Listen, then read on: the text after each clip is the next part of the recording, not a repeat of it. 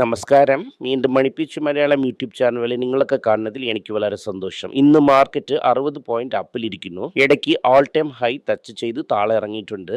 പക്ഷെ all time high എന്ന് വിശ്വസിക്കേണ്ട. ഇന്നലെ ഒരു ട്വീറ്റ് കണ്ടായിരുന്നു. അതിൽ ഒരു ലിസ്റ്റ് ഓഫ് സ്റ്റോക്ക് ഉണ്ടായിരുന്നു. ആ സ്റ്റോക്കൊക്കെ വന്നിട്ട് 20-ലിരുന്ന് 25% ഡൗൺ ആണ്. അതൊക്കെ നിങ്ങളുടെ ഫേവറേറ്റ് സ്റ്റോക്കാണ്, ഇൻക്ലൂഡിങ് ട്രെൻഡ്. 20 വർഷം വച്ചിരിക്കും എന്നൊക്കെ പറഞ്ഞ ട്രെൻഡ്. എന്തുകൊണ്ടാണ് ട്രെൻഡിനെ കുറിച്ച് ഇപ്പോൾ പറയണമെന്ന് വെച്ചാൽ, ട്രെൻഡ് ടാറ്റയുടെ കമ്പനി എനിക്ക് ഇഷ്ടവാദിന്. അത് വന്നിട്ട് 35% അടുത്ത് ഡൗൺ ഇതാണ് ഇരിക്കുന്നു. അതുപോലെ തന്നെ ഒരു 10 കമ്പനിയുണ്ട്. BSE 500-ൽ 120 കമ്പനി വന്നിട്ട് ബെയർ മാർക്കറ്റിലാണ് ഇരിക്കുന്നു. ഒരുപാട് മിഡ് ക്യാപ് കമ്പനീസ് എല്ലാം ബെയർ മാർക്കറ്റിന്റെ അടുത്താണ് ഇരിക്കുന്നത്. ഇൻഫോസിസിൽ തന്നെ വന്ന് ജനങ്ങൾ വിൽക്കാൻ എത്രയാണ് ഈഗറായി ഇരിക്കുന്നു എന്ന് നോക്കിക്കോ. 1800 എന്തോ ബൈബാക്ക്. 100 മില്യൺ ഷെയർസിന് 830 മില്യൺ ഷെയർസ് വന്നിരിക്കുന്നു. അതായത് 8.3 ടൈംസ്. അതായത് അവർ 10 ഷെയർ വാങ്ങും എന്ന് പറഞ്ഞ സ്ഥലത്തിൽ 83 ഷെയർ വന്നിട്ട് അപ്ലൈ ചെയ്തിരിക്കുന്നു. ഇതുപോലെയാണ് ഇരിക്കുന്നു മാർക്കറ്റ്. ഇതാണ് current status of market. At higher level definite ആയിട്ട് അവർ വിൽക്കും. ഗോൾഡിന്റെ വില ഇറങ്ങിയിട്ടുണ്ട് 11,770. മുകളിലും താഴെയും പോകും എന്ന് പറഞ്ഞായിരുന്നു. ഇത് തന്നെ നടന്നുകൊണ്ടിരിക്കുന്നു. US ഡോളർ വന്നിട്ട് RBI സപ്ലൈ ചെയ്തുകൊണ്ടേയിരിക്കുന്നു. 89.23, 89.61 ലെവലിൽ ഇരിക്കുന്നു. ഇന്നും അതിന് RBI ഡിഫെൻഡ് ചെയ്തുകൊണ്ടേയിരിക്കുന്നു. സോഫ്റ്റ് ബാങ്ക് ഇന്നലെ പറഞ്ഞതുപോലെ തന്നെ 40% ഡൗൺ ആണ്. അപ്പോൾ തിരികെ വന്നിട്ട് ഒരു ഫെഡിൻ്റെ ആൾ വന്ന് റേറ്റ് കട്ട് വരും എന്ന് പറഞ്ഞ കാരണം മാർക്കറ്റിനെ ഏറ്റുകൊണ്ടിരിക്കുന്നു. അതുപോലെ തന്നെ NVIDIA മാർക്ക് ചെയ്തിട്ടുണ്ട്. അതുപോലെ അൺലിസ്റ്റഡ് OpenAI അടി വാങ്ങുന്നതിന് സോഫ്റ്റ് ബാങ്ക് കാണിക്കുന്നു. സോ ഓവറോൾ നോക്കിയെങ്കിൽ മാർക്കറ്റ് വന്നിട്ട് ഒരു ഹൈലി സ്ട്രഗിൾ ചെയ്തുകൊണ്ടാണ് ഇരിക്കുന്നു. ഇന്ത്യയിൽ മാത്രമല്ല ഗ്ലോബലിയും. സോ ഇവിടെ ഇരുന്ന് മാർക്കറ്റ് ഏത് ഡയറക്ഷനിൽ പോകും എന്ന് നമ്മളെ കൊണ്ട് പറയാൻ പറ്റൂല. ഡിസംബറിൽ 30,000 കോടി IPO വരുന്നു. അതിന് മ്യൂച്വൽ ഫണ്ട്സ് കാശിനെ റെഡി ചെയ്യണം. നിങ്ങളെ കാശ് തന്നെ ഇത്രയും നടന്ന സ്ഥിതിക്ക് ഇന്നത്തെ ന്യൂസ് എന്താണെന്ന് നമുക്ക് നോക്കാം. സ്റ്റാർബക്സിന്റെ മോഡലിനെ മാറ്റാൻ വേണ്ടിയിട്ട് സ്റ്റാർബക്സ് ഇന്ത്യ, സ്റ്റാർബക്സിന്റെ വേൾഡിന്റെ ഹെഡിന്റെ അടുത്ത് പറഞ്ഞിട്ടുണ്ട് അത് മാറ്റാൻ വേണ്ടിയിട്ട്. ബ്രാൻഡ് നിക്കോളസ് എന്ന ആള് ചിക്പൊലെ എന്ന് പറയുന്ന കമ്പനിയിൽ ഇരുന്ന് ഇവിടെ വന്നിരിക്കുന്നു. അവരെന്ത് പറയണമെന്ന് വെച്ചാൽ, ഞാൻ ചന്ദ്രശേഖരനെ നോക്കാം, ഞാനും ചന്ദ്രശേഖരും ചേർന്ന് എന്താണ് തീരുമാനം എന്ന് പറയാം എന്ന് പറഞ്ഞിട്ടുണ്ട്. ഇന്ത്യയിൽ സ്റ്റാർബക്സ് എന്ത് പറഞ്ഞിരിക്കുന്നു വെച്ചാൽ, അനുരാഗ് കാഫിയൊക്കെ ഇവിടുത്തെ വിൽക്കും. 3000 സ്ക്വയർ ഫീറ്റിന് ഷോറൂം ഇട്ടൊന്നും അത് ജോലിക്ക് നടക്കത്തില്ല. സോ നിങ്ങൾക്ക് കുറവായിട്ടുള്ള കാഫിയും കുറവായിട്ടുള്ള ഷോറൂമും വേണം. കോറിനാണ് ബോൾ ഫിക്സ് ചെയ്തിരിക്കുന്നത്. So they want different format. India specify pricing 100 രൂപയ്ക്ക് കാപ്പിക്കോട് എന്നാണ് പറയുന്നു. എന്നൊക്കെയാണ് പറഞ്ഞിരിക്കുന്നത്. 2032-ൽ അവർ തിരികെ വേണമെങ്കിൽ വാങ്ങാം എന്ന് പറയുന്നു. അവർ തിരികെ വാങ്ങിയെങ്കിൽ ടാറ്റ കൺസ്യൂമർ എന്ത് ചെയ്യുമെന്ന് വെച്ചാൽ, അവരെടുത്തിരിക്കുന്ന എന്തെങ്കിലും ഒരു ബ്രാൻഡിനെ വെച്ച് കോഫി ഇറക്കും. ഇത് കാരണം അത് എവിടെ പോകും എന്ന് പറയാൻ പറ്റൂല. ടാറ്റ കൺസ്യൂമറിലുള്ള ന്യൂസ്, മഹേന്ദ്ര എന്ത് പറയണമെന്ന് വെച്ചാൽ, പോയ 7 മാസത്തിൽ EV വിറ്റായിരുന്നു. 30,000 വണ്ടി വിറ്റു. അവിടെ നോക്കുമ്പോൾ ഒരു മാസത്തിന് 5,000 വണ്ടി പോൽ വിറ്റില്ല. 4,000 വണ്ടി മാത്രമാണ് വിറ്റിരിക്കുന്നത് മാസത്തിന്. സോ മാസത്തിൽ ഒരു 4,000 വണ്ടി, ടാറ്റ ഒരു 7,000 വണ്ടി ഇത് തന്നെ വിൽക്കുന്നു. എന്തെന്ന് വെച്ചാൽ GST ഒക്കെ കിടപ്പിലായി. ഇതാണ് മാർക്കറ്റിലിരിക്കുന്ന ഇപ്പോൾ current news. EV adoption, yearly adopters ഒക്കെ ഇരിക്കുന്നു. TSMC എന്ത് പറയണമെന്ന് വെച്ചാൽ, ഇന്റൽ ഞങ്ങളെ സീക്രട്സ് ഒക്കെ ലീക്ക് ചെയ്തു. പക്ഷെ ഇന്റൽ പറയണത് എന്തെന്ന് വെച്ചാൽ, എനിക്കിതിനെ കുറിച്ചൊന്നും അറിയത്തില്ല, ഞാൻ ഒന്നും ചെയ്തില്ല എന്ന്. മൊത്തത്തിൽ നോക്കുമ്പോൾ TSMCയിൽ ടെക്നോളജി ഹെഡ് ഓഫ് ഇന്റൽ ആണ്. ക്യാച്ചപ്പ് ട്രൈ ചെയ്യുന്നു. ഇതിൽ 2 പേരും അടിവെക്കുന്നു. ഇത് ഇവിടെ തീരുമെന്ന് പറയാൻ പറ്റൂല. ഇതിൻ്റെ സെയിൽസ് ഒക്ടോബറിൽ റെക്കോർഡായിരിക്കുന്നു. ഇത് എല്ലാവരും വിചാരിച്ചത് തന്നെ.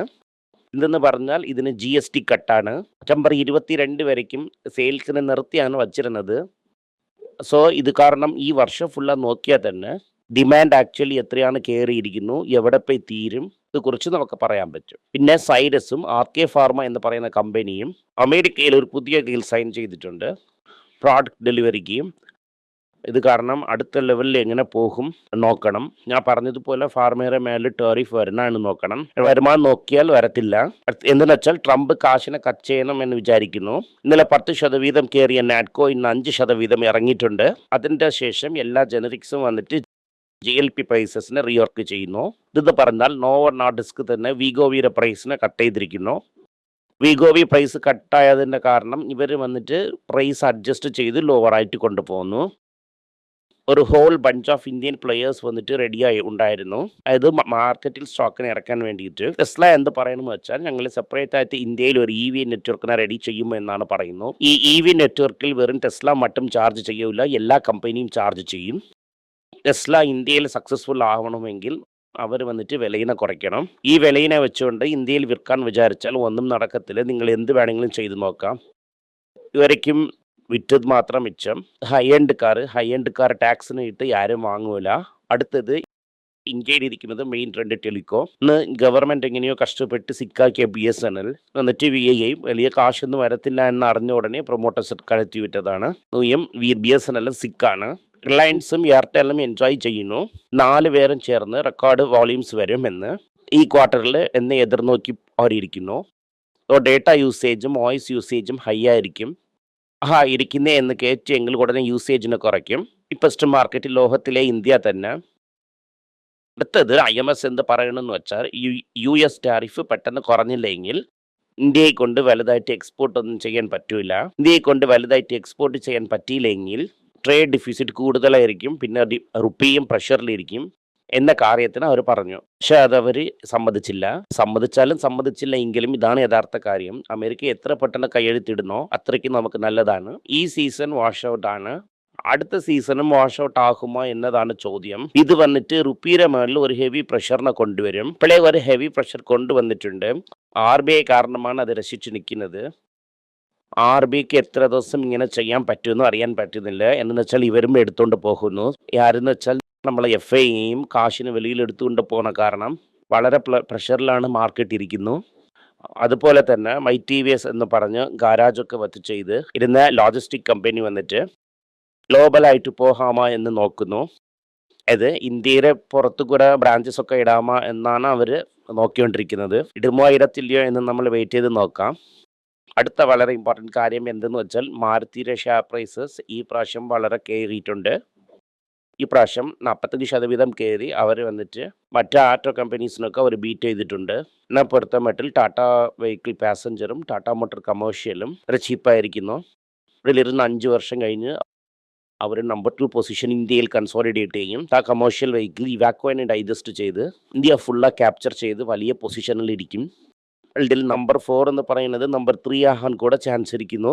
അതുപോലെ തന്നെ മെക്സിക്കോയുടെ മുകളിൽ ഇട്ടിരിക്കുന്ന ടാരിഫ് കാരണം ഗ്ലോബൽ ഓട്ടോ കമ്പനീസ് വിഷമിക്കുന്നു. ഓയിൽ ഒരുപാട് ആൾക്കാർ പ്ലാന്റ് വച്ചിരിക്കുന്നു. ആ പ്ലാന്റ് മൂലം തന്നെ അമേരിക്കയുടെ അകത്ത് പോകാൻ പറ്റും. കാരണം മെക്സിക്കോ കമ്പനിയുടെ മുകളിൽ ടാരിഫ് കുറഞ്ഞില്ലെങ്കിൽ അവിടെ പ്രൊഡക്ഷൻ അഫക്റ്റ് ആവും. റീലൊക്കേറ്റ് ചെയ്യുവാണെങ്കിൽ അമേരിക്കയ്ക്ക് വരുന്ന വണ്ടി റൂൾസ് തന്നെ കൂടുതലാവും. ഇത് കാരണം എന്ത് ചെയ്യണമെന്ന് അറിയാറിയാണ് ചില ഓട്ടോമേക്കേഴ്സൊക്കെ ഇരിക്കുന്നത്. ഓവറോളായിട്ട് ഇതാണ് ഇന്നുള്ള മാർക്കറ്റ് ന്യൂസ്. മാർക്കറ്റിൻ്റെ റിയാലിറ്റിനെ ലിക്വിഡിറ്റി നോക്കുന്നില്ല.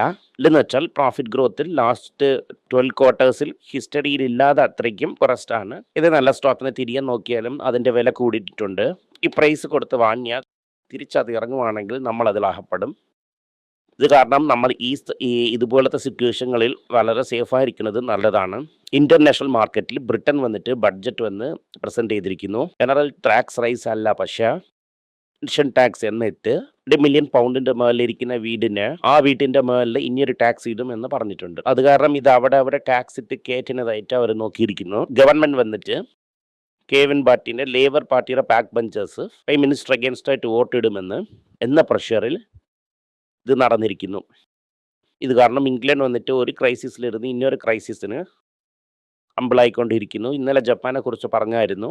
ഇതൊക്കെ നോക്കുമ്പോൾ മാർക്കറ്റ് വന്നിട്ട് ഇല്ലോജിക്കലായിട്ട് ഇരിക്കുന്നു. കട്ട് ചെയ്യുവാണെങ്കിൽ എക്കോണമി വീക്കായിരിക്കുന്നു എന്നാണ് അർത്ഥം. ആ പ്ലേസ് വളരെ റാലി ആകുന്നു.